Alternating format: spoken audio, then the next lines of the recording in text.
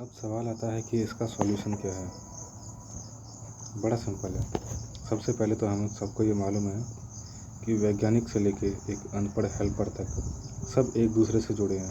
उदाहरण के तौर पर वैज्ञानिक को टेक्निकल सहयोगी चाहिए, एक टेक्निकल सहयोगी को कारीगर चाहिए, कारीगर को नीचे हेल्पर चाहिए।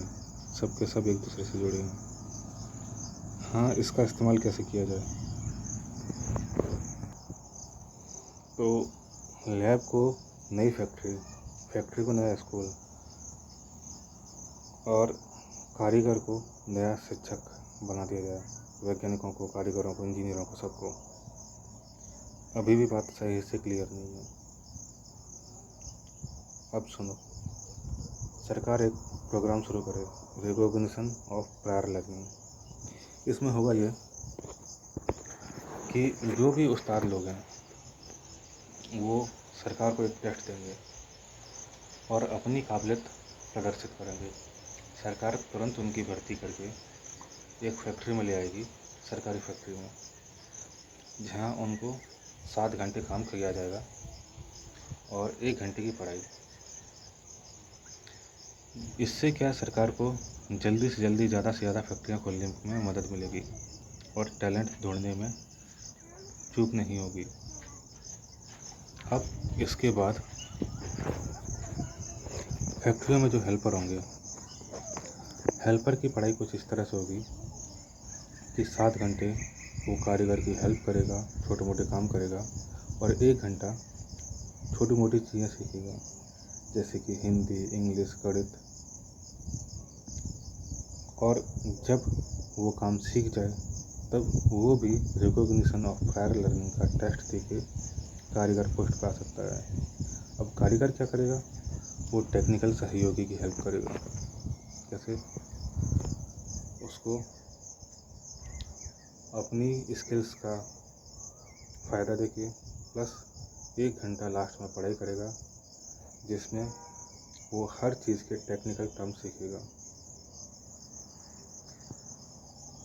जब वो टेक्निकल चीज़ें सीख चुका होगा, टेक्निकल सहयोगी के लेवल पर पहुंच चुका होगा, तब फिर से वो रिकॉग्निशन ऑफ प्रायर लर्निंग 2 देकर टेक्निकल सहयोगी की पोस्ट पर जाएगा और फिर वही काम वो 7 घंटे वैज्ञानिक को टेक्निकल सहयोग देगा, बस 1 घंटा वैज्ञानिक से उसकी डीप थिंकिंग पर रिसर्च करेगा, उसको जानेगा, समझेगा कि आखिर जिस सेमीकंडक्टर को मैं इतना काम कर रहा हूँ वो काम कैसे करता है, उसको बनाया कैसे जाता है, उसकी बेसिक लर्निंग क्या है, और आखिर में वो खुद एक आविष्कारक होगा, साथ ही प्रोफेसर भी। इस तरह से हम सबको जोड़ते हुए सरकारी स्तर पर सबको रोज़गार दे सकते हैं। और सरकार इस बात की चिंता न करे कि इसमें तनख्वाह बहुत जाएगी, क्योंकि व्यक्ति जितना तनख्वाह लेता है उससे ज़्यादा कमा कर देता है, उससे ज़्यादा का काम करके देता है। और मान लो कल को अगर ऐसा हुआ कि वो अपने जितनी तनख्वाह ले रहा है उससे कम का काम जनरेट करके दे रहा है, तब भी वो चीज़ फ़ायदेमंद है। मान लो कोई 20,000 का काम करता है और बदले में 18,000 का आउटपुट मिलता है, तब भी फ़ायदेमंद है, क्योंकि अब हमें गरीबी के उद्धार हेतु चलाई जाने वाली योजनाओं में पैसा नहीं फंसाना पड़ेगा, वो खुद से कुछ ना कुछ कमा रहा है। दूसरी बात, जब हम खुद से कुछ ना कुछ प्रोड्यूस कर रहे हैं, खुद से कुछ ना कुछ काम कर रहे हैं, तो रुपए की वैल्यू बनी रहेगी। और भी इसके कई फ़ायदे हैं, इसीलिए सरकार को इस तरीके से रोज़गार पैदा करने पर ध्यान देना चाहिए।